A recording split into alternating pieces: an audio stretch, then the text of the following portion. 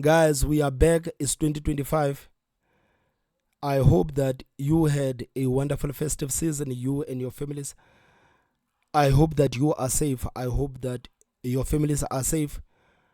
I had a wonderful festive season. At least I got to rest for like a week and a couple of days. Now I am back. I am ready to put on a fight in 2025. Before I speak about what I wanted to talk about, guys, I just want to say thank you to everybody who has supported the 360 experience. Without your support, this platform is nothing. Without your support, I am nothing. I just want to say thank you to everybody who has subscribed to the platform. Thank you to everybody who has shared this platform. Thank you to everybody who has commented in the videos that we are making in this platform. I know that sometimes we don't agree on the issues, sometimes we disagree on the issues, but again, I guess this is part of the game. If we do not disagree and actually correct each other, we are not going to learn anything. Thank you to everybody who has commented. Thank you to everybody who has contributed financially in the platform so that we can keep going. Guys, each and every one of you, without your support, this platform is nothing. Without your support, I am nothing. I remember last year I said that the 360 experience, it is a platform that saved my life. I didn't have a plan, but I got in this platform and I started to speak about the things that I am passionate about, and people started supporting me. Without your support, guys, I am nothing. Without your support, this platform is nothing. So, guys, now that we have just celebrated the festive season, there is something that is actually not sitting down or sitting well with me. As we were celebrating the festive season, having this platform and living in the townships, this platform is actually forcing me to discuss some of the things that I have been ignorant about for the longest of times. Some of the issues that I have not paid attention to. This platform is actually forcing me to pay attention to those issues, because these are the issues that are affecting us as the people. As we were celebrating the festive season, I realized that there is something that is not sitting down well with me. And that issue, it is the number of the taverns and the shebins in the townships. We have a lot of shebins and the taverns in the townships. Each and every corner, you will find a shebin or you will find a tavern. And we have to acknowledge that this is actually causing problems for us as the people, especially the people who live in the townships. It is causing major problems for us. The most painful thing about everything that is happening is that we don't have the skills development centers in the townships.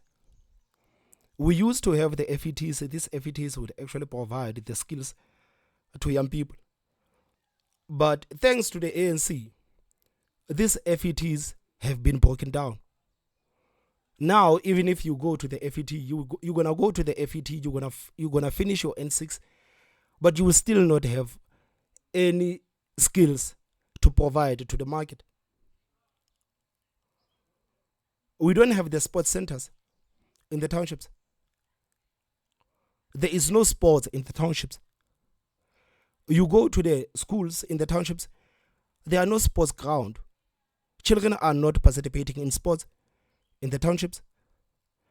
The only thing that people are participating in the townships is drinking alcohol and smoking, because this is something that has been provided to them.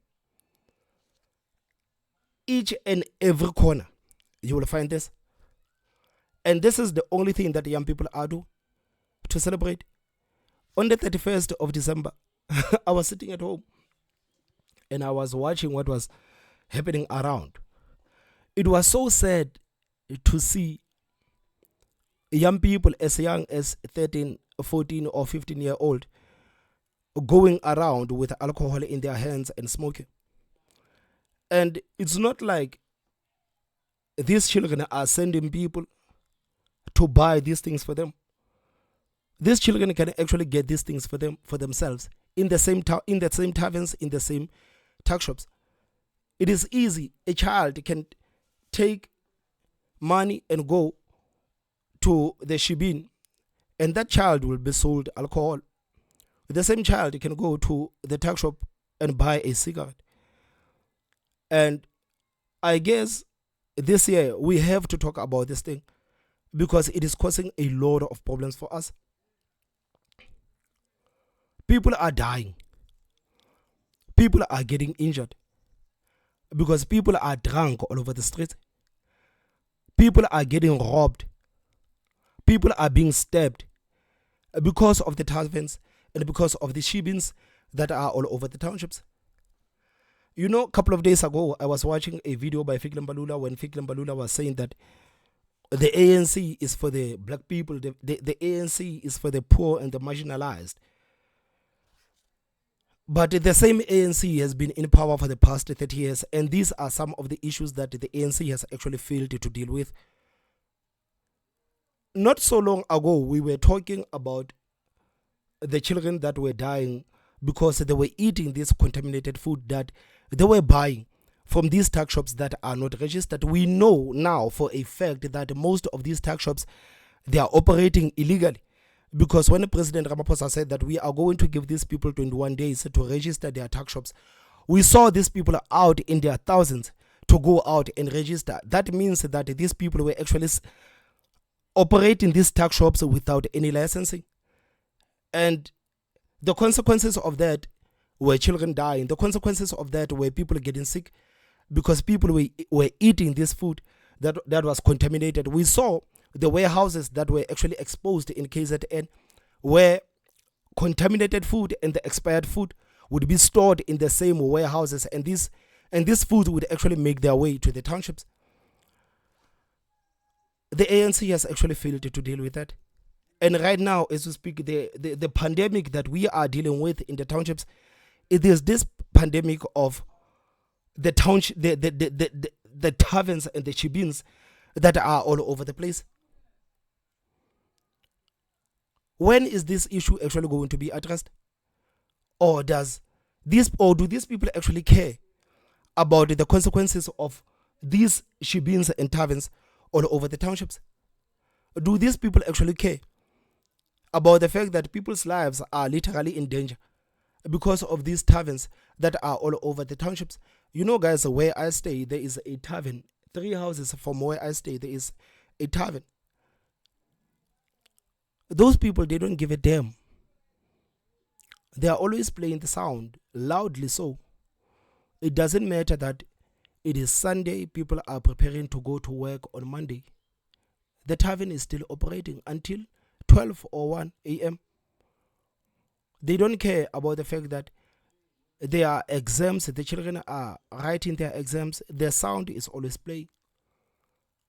And the people have actually, we are now, we have now, this thing, it is a norm to us now. It is a norm to us now, and it is not even supposed to be like that. So yesterday, I was happy that I was watching the newsroom live, and there's a debate that was actually had about the same issue that I am talking about.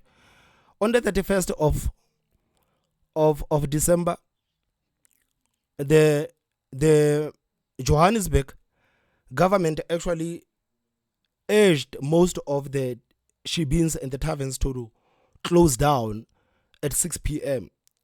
because you know what happens if these shebeens and taverns don't close at 6 p.m. There is going to be a chaos. But now, the National Liquor Trade Council say that move was made because they were targeting the small businesses.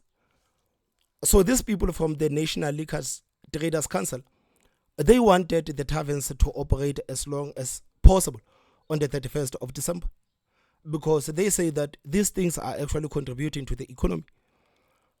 They literally don't care about the consequences of having these taverns operating until 12 or 2 or 4 a.m. in the morning. They don't care about the consequences of that. They are just saying that these things are contributing to the economy. Just listen to this person, to this representative of the National Liquor Traders Council. And after that, I am going to play you an interview with the MMC of Public Safety of the EFF, Dr. MMC Tshwaku. And I want you to listen to how brilliantly Dr. MMC Tshwaku actually responded to this guy. These people that are only interested in their profit, they're only interested in their money, but they don't care about the consequences of selling alcohol in the townships. Just listen to this guy. Look, we were taken aback by the call by the city of Johannesburg that traders must close at 6 o'clock or 6 p.m. But we've seen the clarity around that this was merely a request. But what concerns us is that some of these suggestions or proposals that are coming from government circles, not just in Gauteng, but in also other parts of the country, is that they almost seem to be geared to be targeting black-owned businesses, because no one is talking about closing the bars at hotels. The race card. The race card.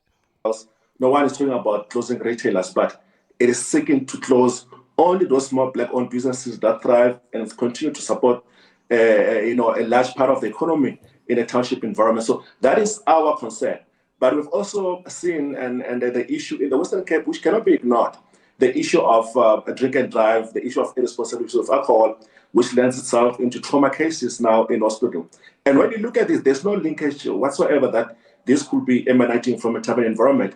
But be that as it may, responsibility needs to be taken around consumers who buy alcohol and decide to get behind the wheel, but also those that do not know their limit and they just drink as if nothing. There's no consequence to them overindulging in the alcohol beverage. But we know that the majority of our people drink alcohol responsibly. But our issue remains the rotten apples, which seeks to paint the alcohol industry in a bad way. And we need to come with solutions where we don't wait just for December period to deal with issue of reckless driving, we deal with issue of underage drinking. But this should be a conversation, and we need to understand what are the consultant factors, what are the social indicators that leads to people wanting to find solace in alcohol and not in other products or other beverages. So the guy says that our people drink responsibly. This is what he says. He says that our people drink responsibly. And if the government says that these taverns must be closed down at 6 p.m., they are targeting the black-owned businesses. And again, this is something that I saw in my neighborhood, that most of the taverns were actually closed on the 31st of December. And I must say that it was a correct call. It was a correct call. Because these people, they don't live here with us. So they don't understand what actually happens when these things are open, especially on a day like 31st. You know, the 31st, people are more excited. On the 31st, on the 25th, or on the 26th, people are more excited. So if you are going to open these outlets until maybe, let's say, 4 a.m. in the morning, you are going to deal with the consequences. If you go to the hospital on the first, or today, on the second, if you go to the hospital, you will see how hard the doctors and the nurses are working, because people have been injured all over the place. People are drunk. There's drink and driving. There's all sorts of things that are actually happening. But he says that our people are drinking responsibly. So, guys, I want you to listen to the response that was given by the EFF's MMC of Public Safety, Dr. MMC Tshwaku, to this guy who have just spoken nonsense. Just listen to what Dr. MMC Tshwaku is saying. Joburg Public Safety MMC Dr. MMC Tshwaku joins us live now for more on this. Dr. Tshwaku, a good afternoon to you, or evening I think it is, and Happy New Year. We really appreciate your time. Yeah, this was quite the move. Absolutely. Thank you so much. This was quite the move, wasn't it? And already getting some reaction from the National Liquor Traders Council, for instance, saying this move is one that targeted and hurt to small and black-owned businesses. Let's start with that, because that's the voice we just played. Your reaction to that? It's a lie. So it's a complete lie. It's not hurting anyone, black business and everything like that. That guy does not even know what he's talking about. He does not know that we actually, as the law enforcement officers, we must run like headless chicken here, like Casey and Jojo, to really, stop people from fighting in these taverns and all of that, especially on the 31st, because the credit actually must be given to the law enforcement, especially South African police services, in actually Gauteng, General Mtombeni and the team, working with the regional co-commissioner, because after, and also working with the JMPD, after the careful analysis, that Joburg precinct, JP precinct, police station, Krugersdorp, Ivory Park, Orange Farm are the crime hotspots, and they are top in the country in terms of crime. And the analysis has shown that it's because of the liquor outlets. Now, because yesterday there's going to be parties everywhere, there's going to be going all out. It was a proper decision to call for the closure of business of the liquor outlets, mainly in the CBD and the surrounding areas. And we decided that, look, let us also encourage other crime hotspots areas to really close down at about 6 o'clock so that we can save lives. And those people of the National Liquor what? The problem with them is that they don't have any they don't understand science. In terms, they must read the all crime stats. They must also go and consult the hospitals, because the hospitals, they actually get overwhelmed because of the emergencies and the casualties as a result of a fight at these liquor outlets. So we understand, we sympathize that they must make money, but we're not going to be sacrificing the lives, and focusing on the profits. So the operations of yesterday, because basically this is the only thing that they are interested in. The fact that he spoke about the economy in the first 30 seconds, that, yeah, this is contributing to the township economy. Like, yeah, of course it is contributing maybe to the township economy, but at what cost? At what cost? Everybody who has lived around these liquor outlets, they know of the chaos that happens when people are drunk. They know of the chaos that happens when people are drunk. They know the consequences of these taverns and the shubins. So for the National Liquors Traders Council to say that, no, this is a move to target the black-owned businesses, of course they're going to play the race card. Of course, they're going to play a race card because they want people to feel like, yeah, these people are not targeting their hotels and everything. But we have to look at the statistics. We have to look at the data. If you are going to talk about the hotels and everything, just look at how many people are killing each other in those hotels, and look at how many people are killing each other in the townships.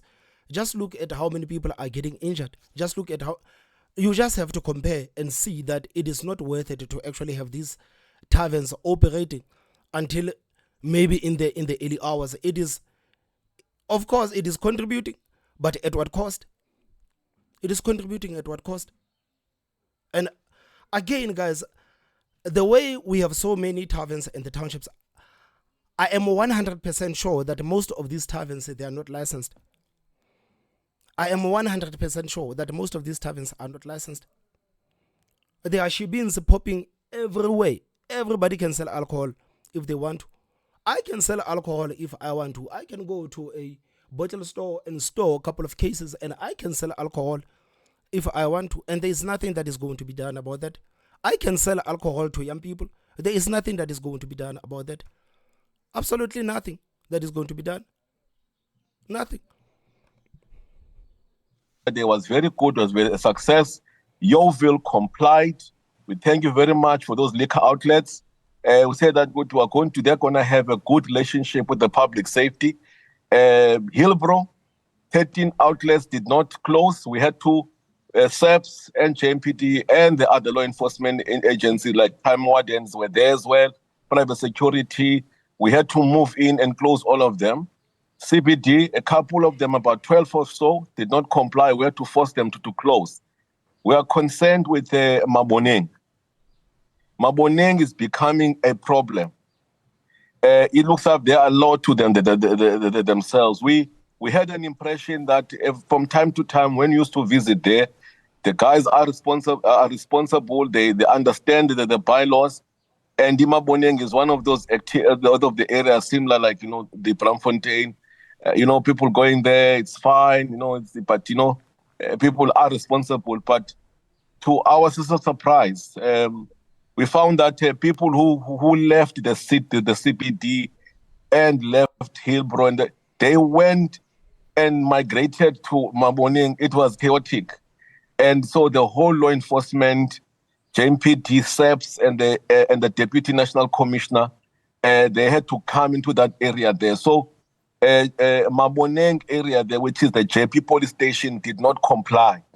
And I just wanted to appeal, I think, to talk to the PC to really look into what is happening at the JP police station. Such blatant break, of the bylaws and non-compliant in terms of the regulations that we've actually passed on. But all in all, everything was fine. We were okay there. On the issue of liquor, the National Liquor Board, the guys, they must just, relax, and they must look in terms of the state what is happening. But we were happy. SEPs and us were very happy. How do you measure the success? And you talk about those stats, and I'm wondering at what point you're able to look at that data and perhaps have a comparison to what, the numbers would look like in comparison to incidents perhaps in the previous year, right? How do you measure the success of this announcement? Yeah, it's just, everything was just like, the last, the incidents that were reported, they were quite like very marginal compared to last year. And then we didn't have the huge influx coming into your stations and, seeking help and everything like that. But there's going to be a briefing that is planned tomorrow with this JMPD, because there's a lot of stuff that we did, like your citations. The people were arrested for drinking and driving. There were incidents that we saw actually due to the fire. That was actually attributed to the fireworks, which is something that we actually have to look at. These fireworks, I think that we need to go deeper, because there were places where these fireworks, they destroyed windows and all those things like that. And also there was a lot of comments were inundated with calls at the JMPD of the people that were firing crickets everywhere, in the backyards, in the complexes, everywhere. So we need to look as the law enforcement agents, so how we're going to be dealing with that. I think one of the things that we need to go back to the manufacturers and check these things, and then who distribute them and all those kind of stuff like that. So, but it's something that we're going to be working on. Yeah. Can you talk to me about just the legislation and I suppose the sort of, the legislative literature that you would have used to enforce this announcement that liquor outlets need to close at 6 p.m.? Look, this is actually it was more of an appeal, because SEPs and the law enforcement did this thing last year. And then many of the shops actually closed it because they understand the gravity of the situation in that area. If you remember last year, Hillbrow, there was 0 incidents that were reported last year in Hillbrow. So it was actually due to appealing to the liquor outlets to really close around that time. And then SEPs and the law enforcement had a meeting with some of the liquor outlets last week, and then there was sort of a general agreement that this is going to actually be fine, it is going to happen, they will actually be compliant. Because they understand that area there is an area where crime is actually very high. So we really extended that to the other people and trying to advise them, because criminality on the 31st becomes very, very high. Yeah, and I ask that question, MMC, because if you enforce, I suppose what you now say is an appeal, then how do you go about enforcing it? So even when the police goes into an outlet that is open at 8 p.m., what is the action that is taken, and how do you support that from a legal point of view? No, look, most of if you look at the other areas, and they don't actually comply. So it was actually multidisciplinary because we're enforcing of the bylaws as well. And then also when you get into these areas, these liquor outlets, you'll find that the people inside, they're actually more than enough. So we were not alone, we were going with the EMS. So it was a multidisciplinary approach as well. And also we've got the liquor board that was with us to count the number of liquor that is inside there and all those things. So it was actually multi. So there was an agreement with everyone that is inside. So many of the liquor outlets owners, they were actually convened and they agreed. So those ones who did not close, I mean, we're actually doing our normal checks and our normal bylaws that we're actually doing, which is we check if you've got the safety exits. You've got the things, the building plans. You have a certificate of acceptance, and all those things. And then also we ask you how many people that are inside these liquor outlets, and then how do you determine that the number is actually exceeded. So it was more of a multidisciplinary approach, and also. The liquor outlets, especially in the CBD areas, they understand that during this time on the 31st is the best practice that we actually normally do. They don't open, but with the ones that they don't want to really comply, we just continue our routine checks to look at the safety of the people, enforcing these bylaws and all of that. So that is a multidisciplinary with the EMS, joined with the liquor board, with the building control people and the zoning as well. Yeah. So shout out to the MMC of Public Safety in Johannesburg for saving lives. Basically, shout out to him for saving lives and for understanding what are the consequences of these taverns and shebeens. For understanding that if you are going to allow these liquor outlets to operate as they want, the hospitals are going to be overburdened by the injuries. Shout out to these people, man, for putting people's lives first. But this is one issue that actually needs to be addressed. But I am not confident in the government of the ANC, because they themselves, they have not said anything about this issue. And it is not like this is the first time that people have been raising concerns about the number of these liquor outlets in the townships, but the ANC hasn't said anything about that. So maybe you can sit down and conclude that maybe there is something that these people are benefiting from, actually literally destroying the future of this country, because this is what they are doing. I remember a couple of days ago there was a report where they were saying that the government needs like maybe 7 billion, if I am not mistaken, to build more prisons. This is what the South African government wants to do. They want to build more prisons. They are saying nothing about the skills development centers. They are saying nothing. They are saying nothing about the skills development centers that are basically going to give young people skills so that maybe they could start their own businesses. Because if you have skills, especially with your hands, you don't necessarily have to work for anybody else. You can start your own small business if you know how to fix the microwaves and the stoves and the kettles. You can make your own business. There are people like that in the townships. There are people that have opened their own businesses. They are fixing their appliances. There are people that are fixing the cars in their own townships. They don't need to be hired by anybody else because they have skills and they can use their own hands. But this is not a priority for South African government. No, the South African government, they want to build more prisons. This is what they actually want to invest the money in. So the fact that this is something that these people actually want to invest in, it tells you everything that you need to know about these people. It tells you everything that you need to know about these people, because if this government actually cared about young people, they would actually make sure that they protect the young people.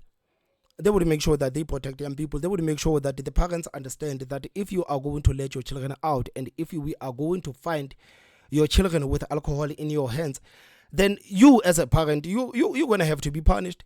You're going to have to be punished, because after all, you are responsible for your own children. You are responsible for your own children. So this was actually going to force parents to be responsible and to actually look after their children. But no, it is the 31st of December. The parents are drunk, so they don't care where their children are. So the children are saying, "Oh, our parents are drunk. Let's go out and buy alcohol for ourselves so that we can get drunk like our parents and our brothers and sisters." Because after all, if you look at the fact that we have so many alcohol and these alcohol outlets in the townships, the children are literally looking at the people that are living around them and saying that, okay, this is the way, this is how to have fun. If you want to have fun, you're going to have to go there and actually drink and have fun. This is what actually happens. Because me personally, guys, I am concerned about the well-being of young people. I am concerned about the fact that these are people that are going to be responsible for our country. So if their future is going to be destroyed, who is going to look after our country? Who is going to look after our country? Because the government has made it known that no, we don't care. We don't care about the number of young people that are getting into the smoking and drinking. We don't care about them. We don't.